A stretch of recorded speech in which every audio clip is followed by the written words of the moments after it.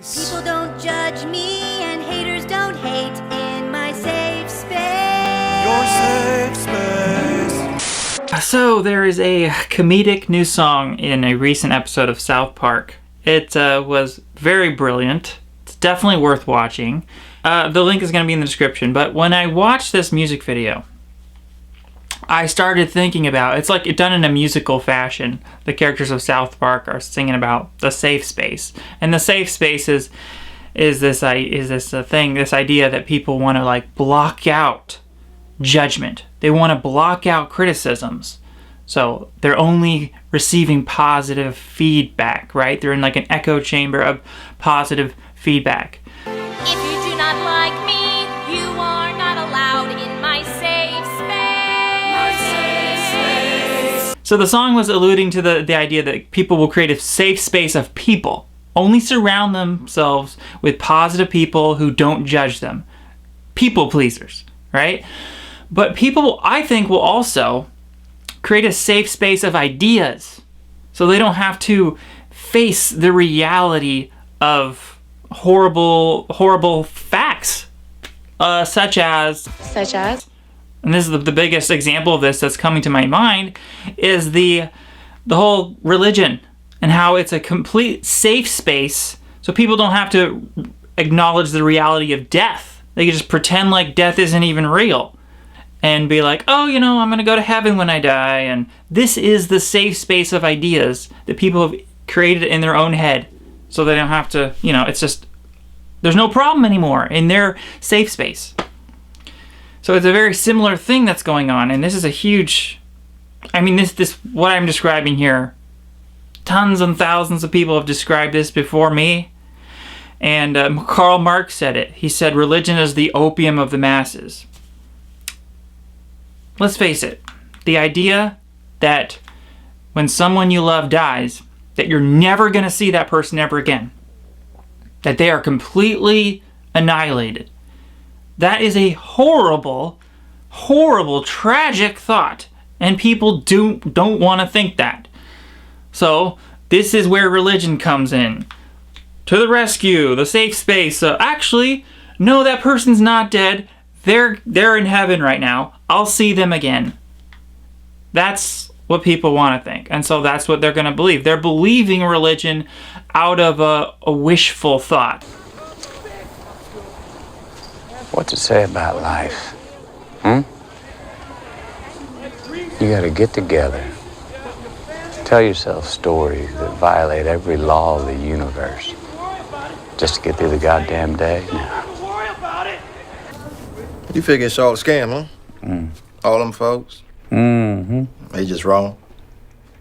Oh, yeah. They want it to be true, so they'll try to convince themselves that it's true. It really wasn't until I was about 17 or 18 years old that I started thinking about more important things. Life, death. What happens when I die? Because all this is going to be gone. Then what? Houston, we have a problem.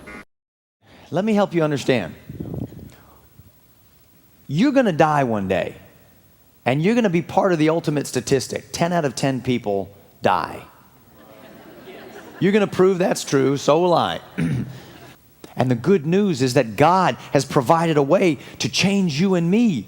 He says, I will wash away your sin and give you power over it, and you will be given the gift of eternal life because of what I have done for you. That's good news. And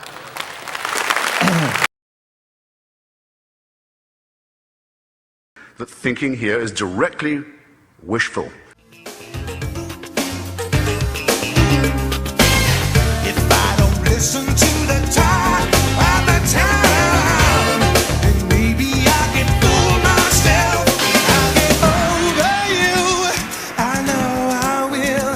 I'll pretend my ship's not sinking, and I'll tell myself I'm over you, 'cause I'm the king of wishful thinking. I'm the king of wishful thinking. I get over And where this is very obvious is that people don't just believe it. They don't just believe that there's a heaven. And most Christians, I won't say all Christians, but most Christians I've talked to, they'll delude themselves to the point where they will say that they know. They're certain that there's a heaven.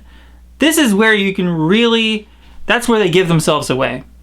That it's obviously just a coping mechanism. It's a delusion. Because no one could know that there's a heaven or... I know that God is real. I know that I'm saved. I know that Jesus is my Savior. I mean, even as an atheist, I admit that that's possible.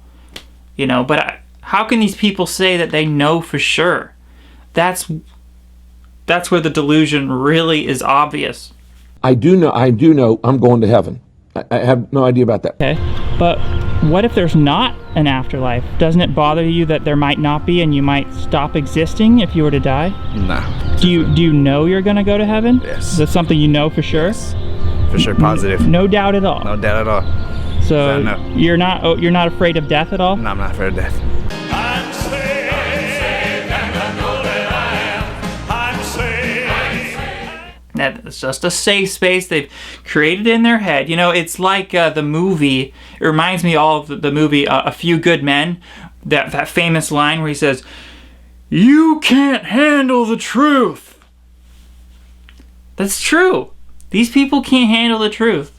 And the truth is, nobody knows what happens when you die. But there's a good reason to think that nothing happens. Because that's like the default position. The default would be, okay, you see this body, it's decaying into the ground, it's gotten burnt up. The default position would be, they're gone. They're just gone forever. Why would you think that they're alive somewhere in some alternate realm, some other dimension? Why would you think that? There's really no evidence to think that. Because it seems incredible that all this stuff that we store in our brain, all the memories we have, all the mental images that we are able to keep, all the algebra that we learn, that all that goes away when we die is really hard for all of us to accept. And this, along with this, is that we are not nature's last word. We are not the final answer that nature came up with, that we are not what some entity created as his or her very best work. We're just one more step on the evolutionary timeline. And for many people, that's so troubling, they can't accept it at all. For me, of course, it's empowering and amazing. And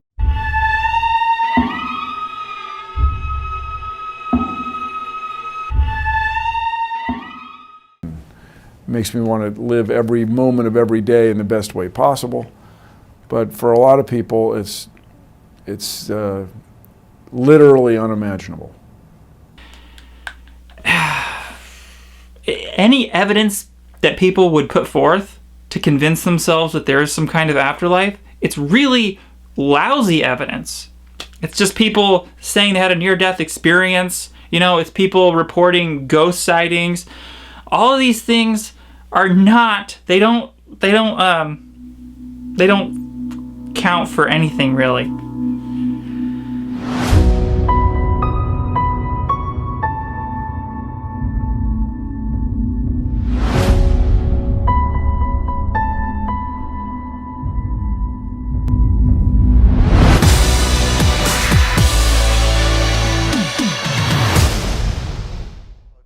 Well, first of all, I don't see any evidence that there are such things as ghosts. If by ghosts you mean the remnants of an individual, a human being, or an animal perhaps, who once lived and has somehow left some sort of a shade behind. I've heard the word shade used as well.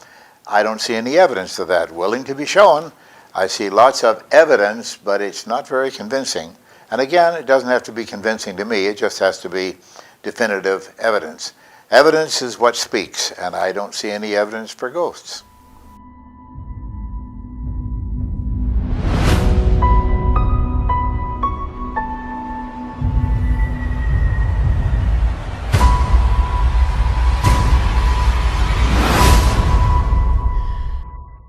This is going to sound a little strange, I don't know if I want to bring this person through, but there's someone else that's popping in. We have a younger woman who's stepping forward who feels like she passed away too soon. And when she's coming through, she's making my lungs hurt quite a bit. And mentally, this feels strange. Physically, this feels strange. She's blaming an outside influence and saying that she was in a very manipulative situation where I actually feel like an outside person was detrimental in influencing a lot of her actions or inactions in certain areas. There is a reference to a B initial. B. Put this. She would have been very, well, okay, she's giving me more, so I have to kind of, do you mind if I go with it? Go for it. I just saw Britney Spears, so that's usually reference to Britney, the name Britney. Brittany Murphy. Oh my God.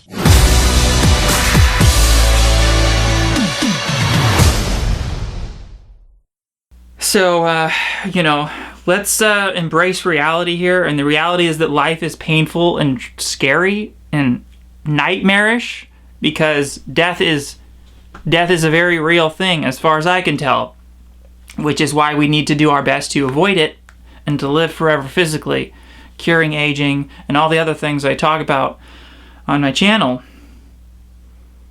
And if you're religious and you think there's an afterlife and you think there's a God, I would encourage you to, fine, you can think that all you want, but acknowledge what you're doing. You've created a safe space of ideas so you don't have to really acknowledge the painful reality. You can't ruin our lives, reality. Our safe space will keep you out. That's what you're doing. So acknowledge that it's a coping mechanism that you've created. And at the very least, okay, fine, believe in God, believe in the afterlife, whatever.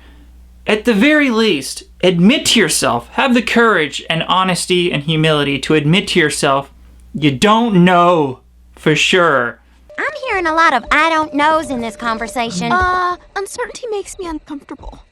Okay? Admit that there is a big possibility that when you die, you're going to cease to exist forever. Can you just admit that to yourself, please? And when you admit that to yourself, then you realize death therefore is a problem and that we should try to cure aging and we should try to live forever physically on this planet. Because these gods and this afterlife, it's a hypothetical. That's never been proven. And this is a big issue we're talking about. We're talking about existence. We're talking about your life. Are you going to die and cease to exist forever? That's a big deal. That's something you should want to avoid. And by creating this safe space where that's not even a possibility, where you think, well, I'm just going to go to heaven, and what you're doing yourself a big disservice because you're not going to have fear. The safe space of ideas really is created by religious people to block out fear. So they don't have to acknowledge these horrible possibilities, that death is the end. They would rather not acknowledge that. They would rather not have to live with fear. So they'll create their safe space and block that out. But the problem with that is, you're going to go through life less stressed out. You're going to go through life feeling comforted that you're going to die and see all your loved ones and there's going to be paradise forever.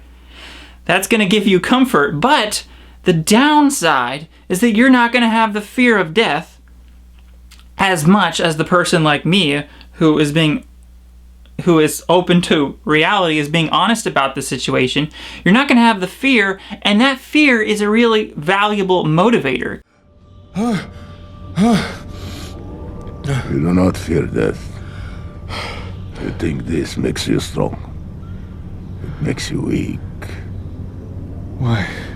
How can you move faster than possible, fight longer than possible, without the most powerful impulse of the spirit? The fear of death. I do fear death. The machine doesn't improvise well because you can't program a fear of death. Our survival instinct is our single greatest source of inspiration. Are you going to be motivated to live as healthy as possible, and to live as safely as possible, not take risks that could jeopardize your health, your life? You're going to be more likely to endanger your life because you're going to think you get another life. Matthew was not afraid to die. Matthew was not afraid to die. He says, I know I'm going to heaven. I know I'm going to heaven, so why can't I? He was not afraid to die. And what did you say to him? And you're also going to be less likely to donate to cure aging, which is the most important thing we need to do to live forever. Because aging is the biggest barricade. It's that wall we're all going to hit. And if we don't cure aging, we're screwed. So religious people and everyone in the world, this is the issue. It's, don't you want to live? Don't you want to survive? Don't you want to keep on living? Because don't you realize that you're headed for a disaster? You're going to get old. You're going to die unless we do something.